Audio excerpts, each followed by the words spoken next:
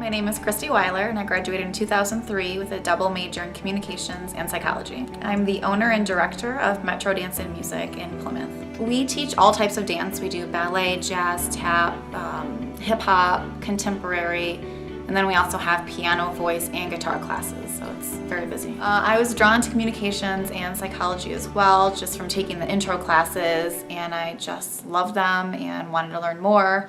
And then I couldn't choose one or the other, so I ended up double majoring in both. Psychology really helps me with my current position because I'm dealing with a lot of children, and I had great child development classes that help me with that every day, and dealing with conflict between dancers or students, or I feel like my psychology classes really gave me a great background for that.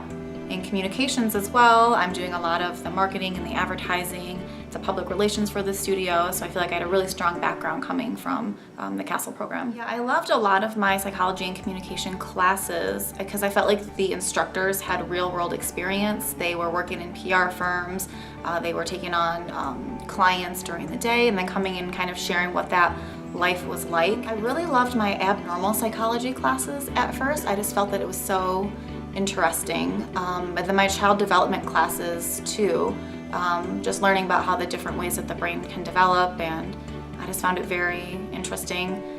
In communications, it just kind of seems like everything in the world revolves around communications and psychology, so kind of learning the background of that just kind of makes everything click. I feel like both of my majors, psychology and communications, kind of changed who I was and the kind of thinker that I was, changed my perspective, made me more analytical, helped me to grow, absolutely.